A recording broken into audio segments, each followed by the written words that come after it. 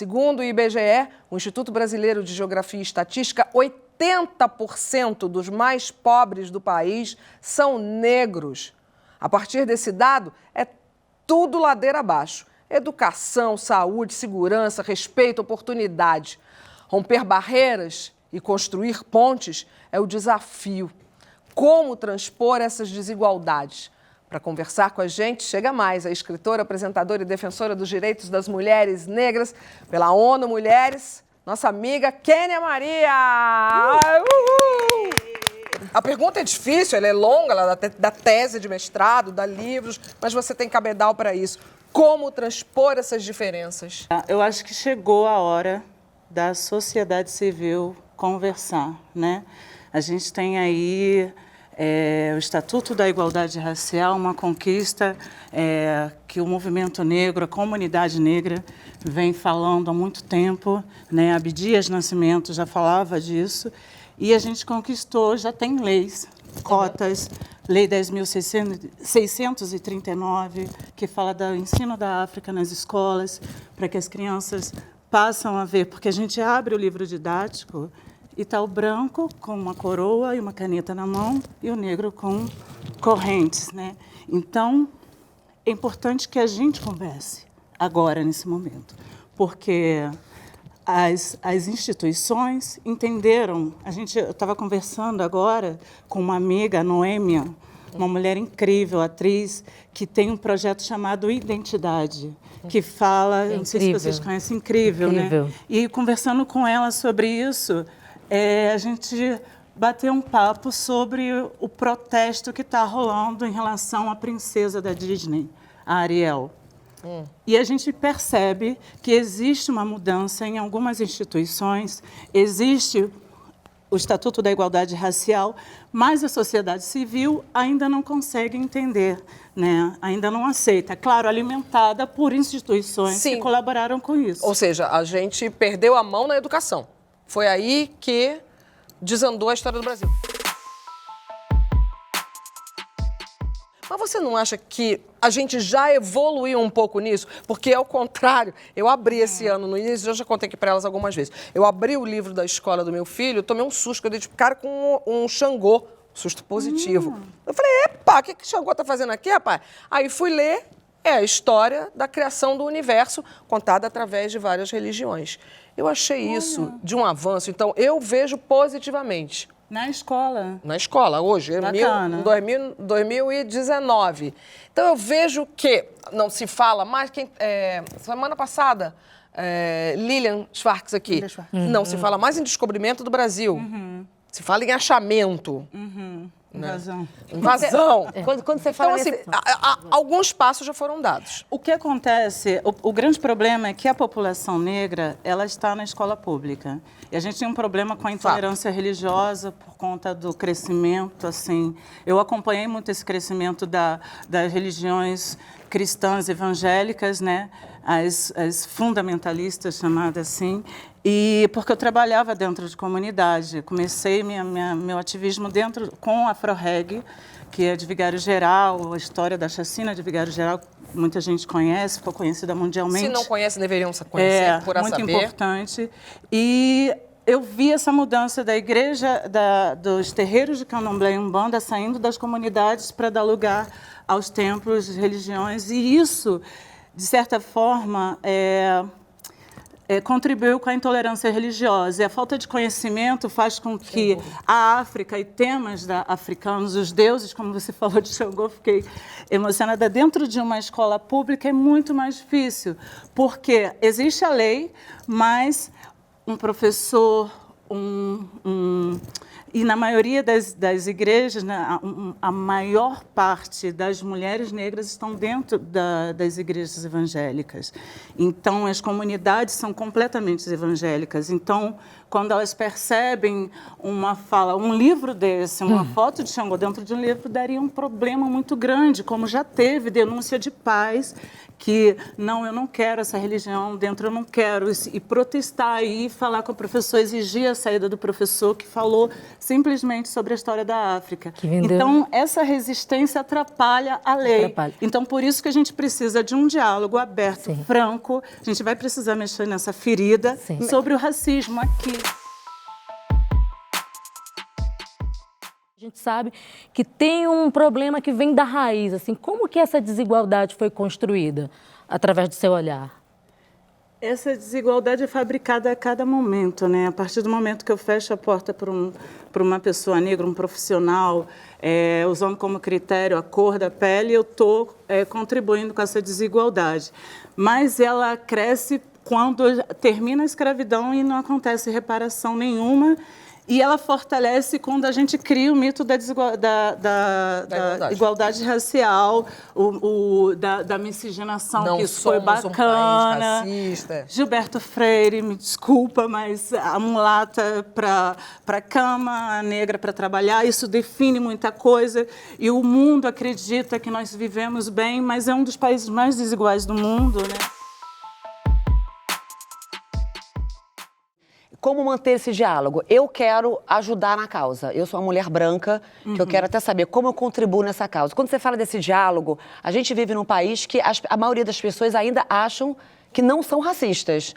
Então, assim, são pessoas muito próximas que falam pra gente, não, mas meu avô tinha um amigo negro, mas lá em casa eu até namorava negros, negro. eu até já namorei o negro, então eu não sou racista. Então, são pessoas que acreditam nisso. Como que a gente pode contribuir? A gente precisa realmente, nesse momento, acho que ouvir a demanda da comunidade negra, mas eu acredito que esse diálogo entre sociedade civil vai ajudar de todas as cores, mas ela acontece como? Que é uma sugestão que eu sempre dou. Você tem, no Brasil, 60% das empregadas domésticas são mulheres negras. Sim.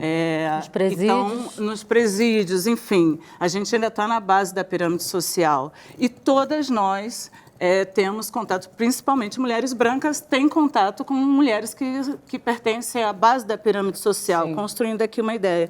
Então, que eu acho que é muito bacana, se você tem a oportunidade de conversar com a pessoa que cuida da sua filha ou que cuida da sua casa, 5 minutos, 10 minutos sobre o racismo, se você tem um conhecimento. Porque, às vezes, a gente está falando aqui, mas a gente precisa entender que são pouquíssimas pessoas negras que têm essa consciência. Então, se você tem uma oportunidade em casa, senta aqui, vem lá. Você gosta do seu cabelo? Olha esse filme, você conhece esse livro? Vamos fazer alguma coisa? Você tem uma filha? Eu acho que esse diálogo é importantíssimo, mas eu acho que ele ainda é muito difícil acontecer, porque a gente está falando de privilégios, né?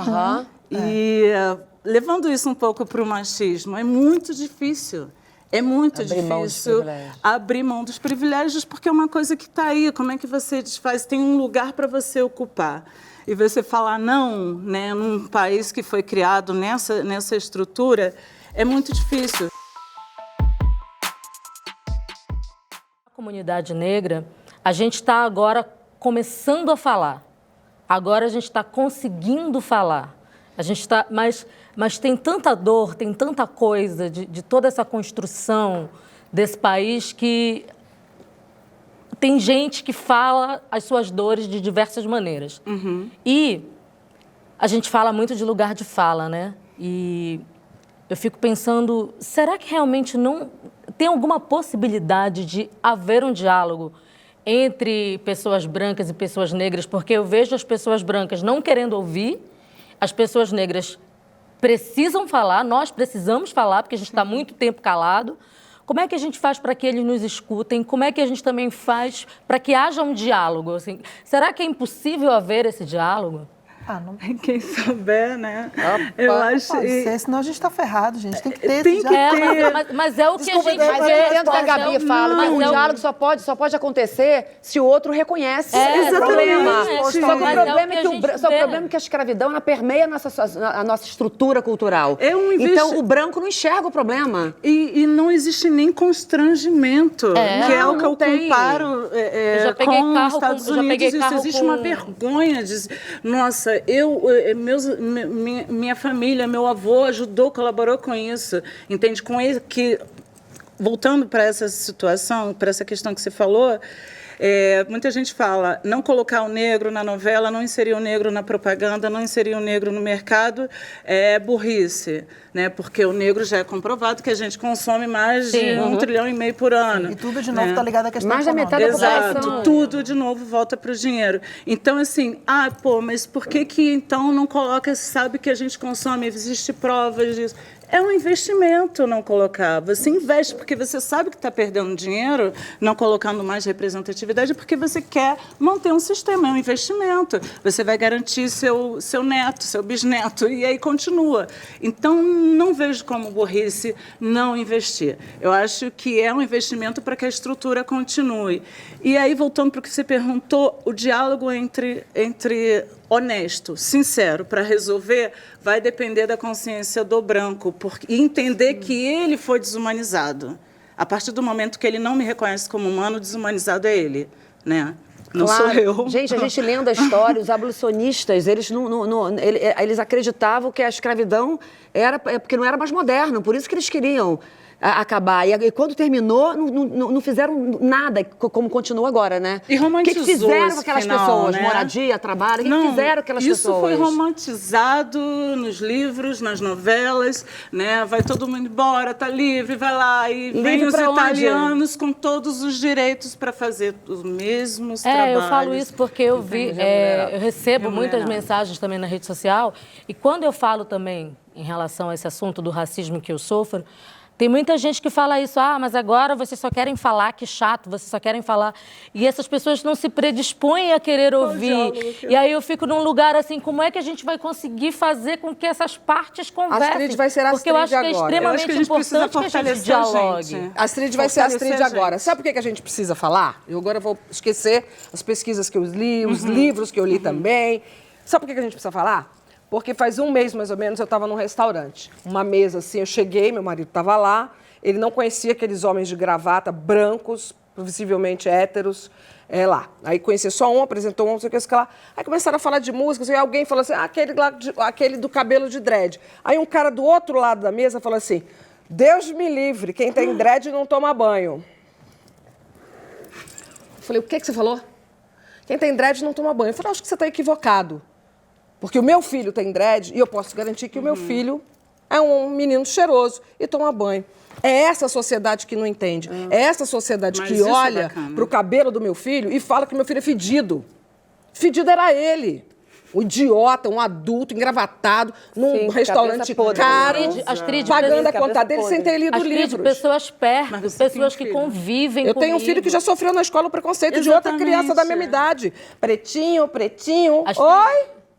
E a pessoas- mãe falou, quando eu fui pessoas falar com a mãe, próximas. que eu me emociono, eu choro. A mãe falou, fiquei muito impressionada que você chorou. Eu choro pelo meu filho, eu choro pelo filho dela, eu choro pelo seu filho, eu choro por um país dividido dessa forma inconcebível. A gente falou aqui, mas queremos saber a sua opinião. Comente aqui embaixo para entrar na conversa com a gente. Curta e compartilha para chamar mais gente para participar. E toda semana tem vídeo novo no ar. Então se inscreve e ativa a notificação que a gente avisa quando o próximo vídeo estiver no ar.